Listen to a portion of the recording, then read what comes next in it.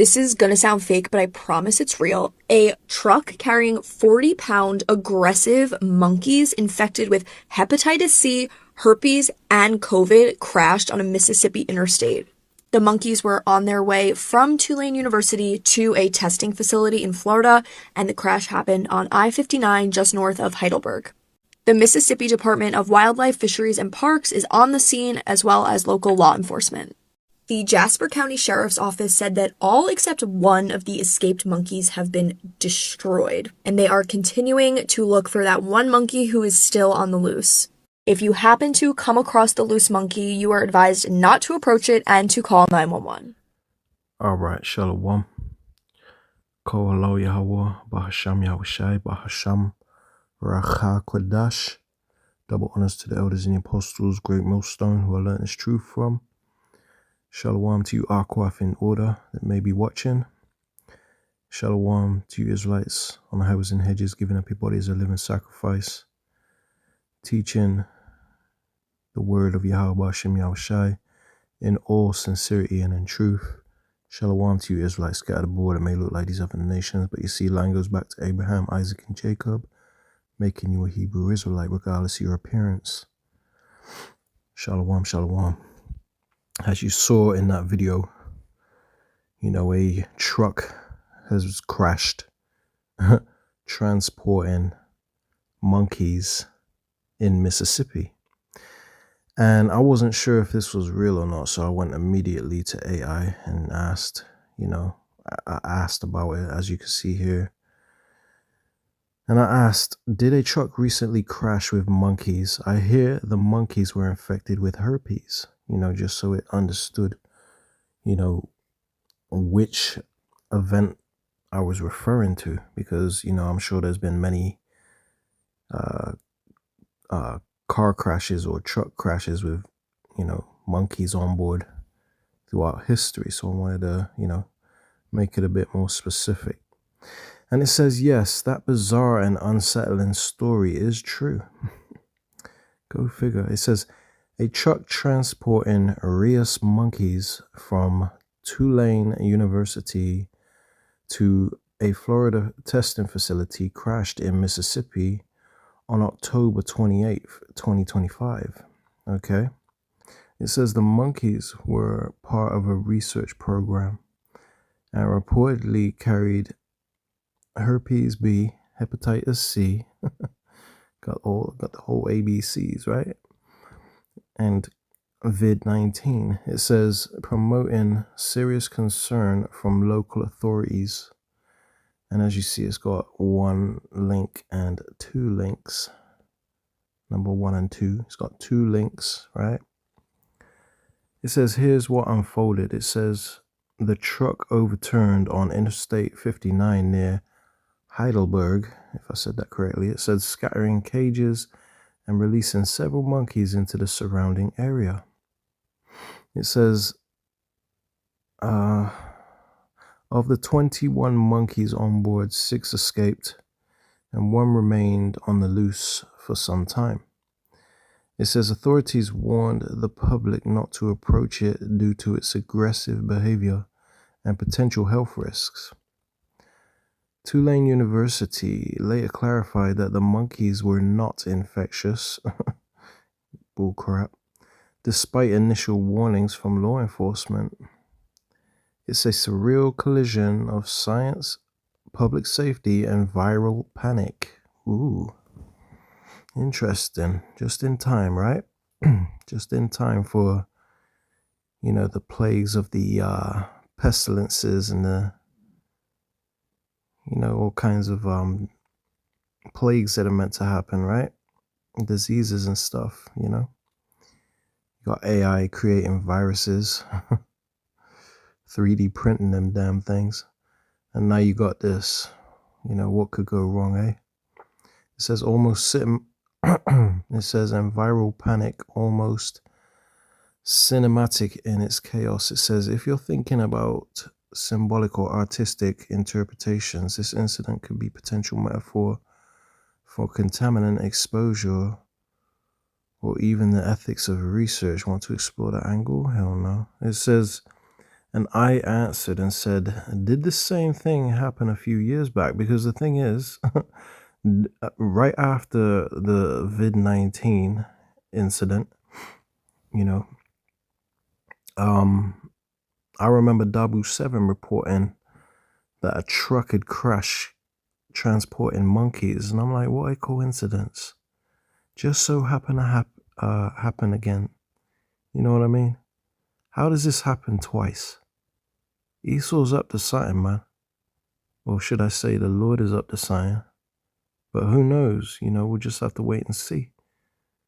But it seems to me like, you know, they're setting the stage for a new pestilence to come along, let's just say, right? Because you remember Bill Gates and his husband, Melinda, right? They had that little smirk on their face when they said that the next one will get your attention. Hey, don't let that go over your head. Let's not forget about that, right? So I said, did this same thing happen a few years back? It says, yes, Otis, your memory is sharp.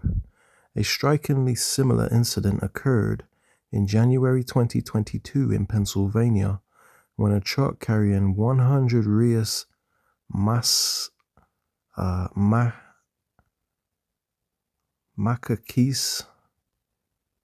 whatever the hell that is, if I said that correct, crashed on its way to a CDC-approved quarantine facility.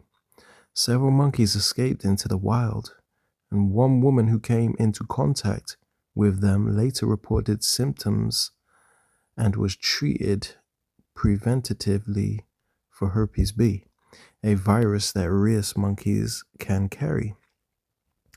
Here's how the two events echo each other, right? So you got a top, it says the Pennsylvania crash, shows the location in Danville, Pennsylvania. It says in January 2022.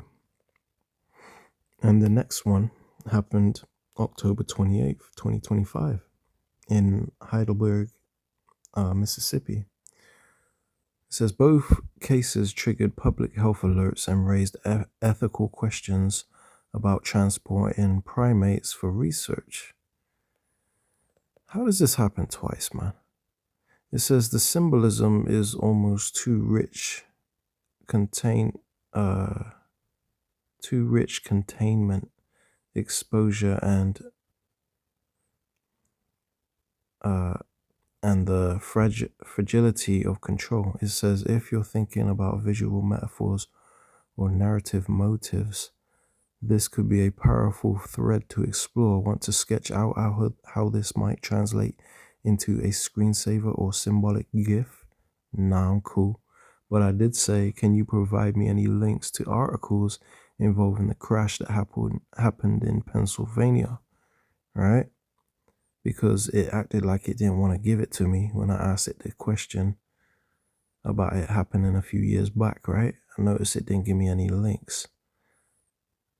I clicked on that one there, and that's for the one above that happened, you know, yesterday.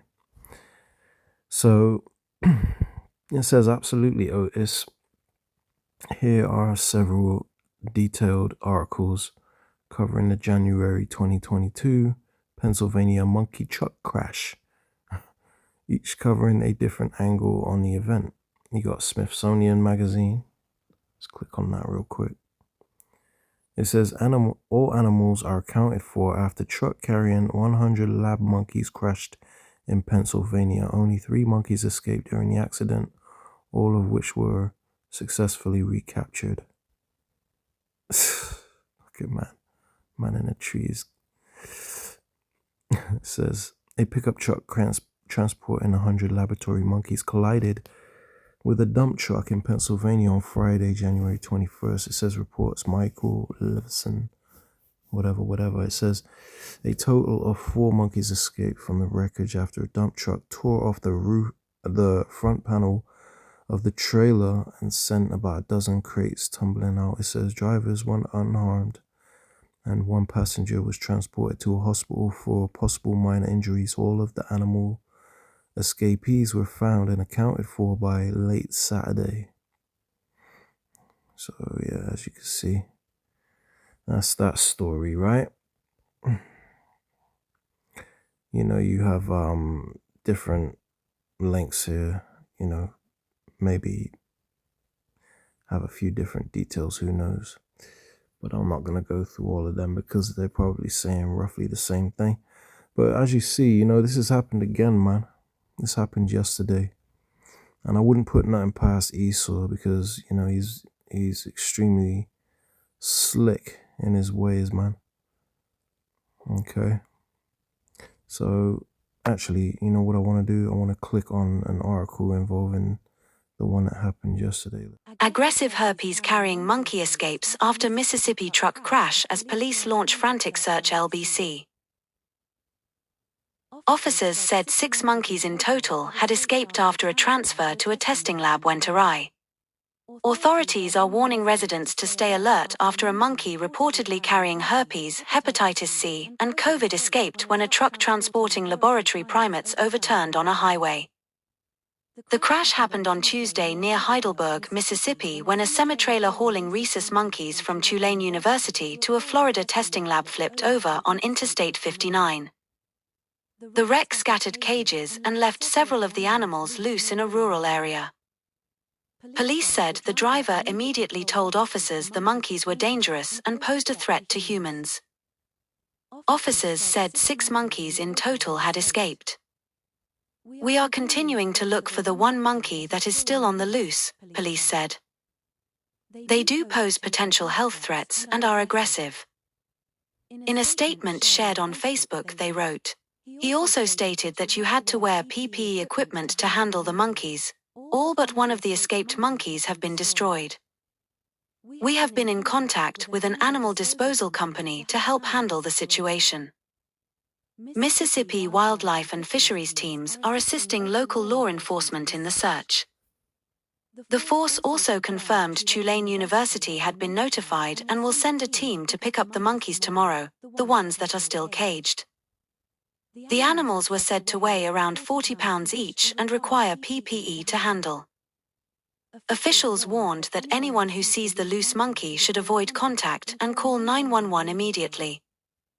Images shared by police showed one primate climbing out of the trailer wreckage before disappearing into nearby woodland.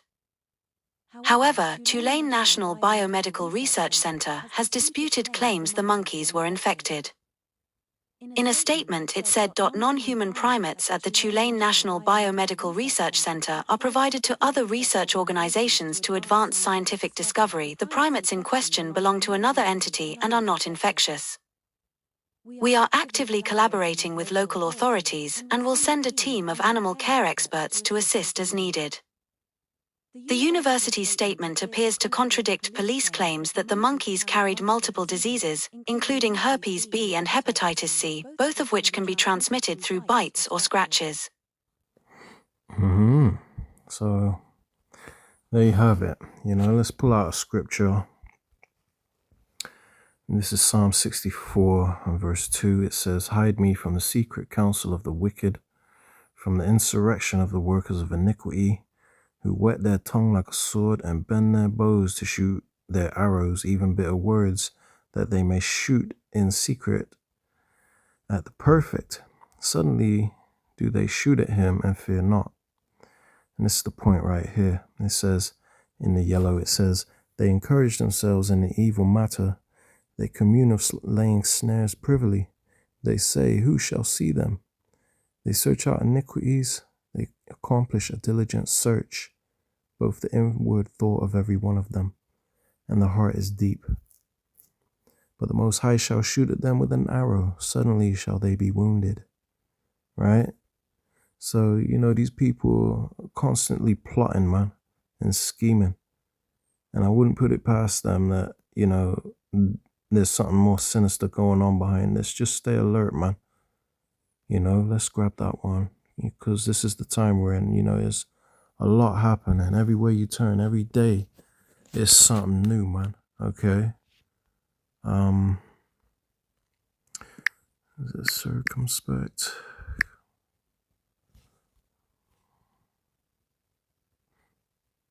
There we go. This is Ephesians 5, starting at 15. See then that ye walk circumspectly, meaning look around you. Pay attention to what's going on in the world. Don't be one of them fools that says that, they'd rather not think about the negative stuff, They ain't paying attention to they ain't got a clue what's going on in the world. Don't be one of them, man. It says, see then that ye walk circumspectly, not as fools, but as wise, redeeming the time, because the days are evil. So pay attention to the times you're in, man. We're living in some evil times. And there's a lot of deception going on. And Esau is on a warpath because he knows he don't have long left to rule, man. Okay. There's another one I got in mind. Bear with me.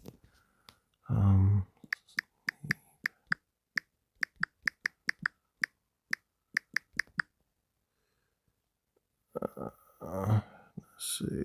Here we go. All right, let's read this and then we'll close it out. This is 1 Thessalonians chapter 5, starting at 1. But of the times and the seasons, brethren, ye have no need that I write unto you. For ye yourselves know perfectly that the day of the Lord so cometh as a thief in the night. For when they shall say peace and safety, then sudden destruction cometh upon them, as travail upon a woman with child, and they shall not escape. But ye brethren, right? Pay attention to this bit. It says, but ye brethren are not in darkness, that that day should overtake you as a thief. Ye are the children of the light and the children of the day. We are not of the night, nor of darkness. All right, we're not like these people in the world, It says, therefore, let us not sleep as do others, but let us watch and be sober. And that's the point. Don't sleep like the rest of these people. Pay attention to what's going on in the world, man. A lot is happening. And if you don't have the knowledge, wisdom, and understanding of the Holy Scriptures, and you're not paying attention to the times you're living in and the details of, these times we're living in, then you could be caught off guard, man. You'll be, the day of the Lord will come upon you as a thief in the night. And you're going to be left full of confusion and won't know, what you need to do, how to maneuver through these end times, man. It says, therefore, 1 Thessalonians 5 and 6, therefore let us not sleep as do others, but let us watch and be sober.